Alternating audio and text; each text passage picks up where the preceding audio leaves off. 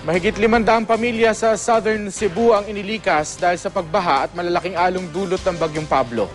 Makibalita tayo live kay Greggy Magdadaro ng GMA Cebu. Greggy.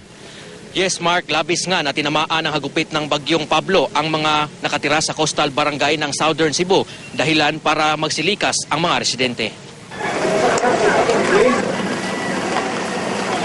Kahapon pa lang pinalikas na ang mga residenteng nakatira sa coastal barangay sa timog na bahagi ng lalawigan ng Cebu. Pero may ilan pa rin nagmatigas at hindi lumikas tulad ng ilang nakatira sa mga baybayin sa Talisay City. Kusog ko ng bagyo. Plano mo kikling? Bali na akong kusog kayo. Sa Naga City, aabot sa 500 pamilya ang inilikas sa gym ng lungsod. Hinahagupit kasi ng naglalakihang alon ang seawall doon.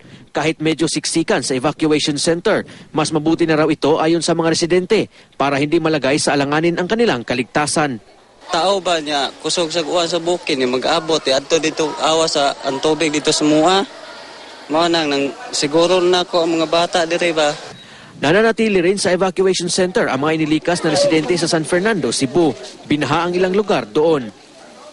Sa bayan ng Bulhoon, 17 bahay ang napinsala ng naglalakihang alon. Grabe kusog ay. Sa? Tumbang uning kahoy oh. Sukistanan. Ang hangin. Balod, gadungan lagi. Inilikas din ang mga nakatira malapit sa Dampasigan sa Cebu City. Normal ang sitwasyon. Mark, unti-unti nang umaaliwalas at bumabalik sa normal ang sitwasyon rito sa Cebu. Pinapahintulutan na rin ng Philippine Coast Guard na makapaglayag ang mga barkong papunta sa iba't ibang bahagi ng Visayas at Mindanao. Yan muna ang latest mula dito sa Cebu City. Greggy Magdadaro, Nagbabalita, Pilipinas.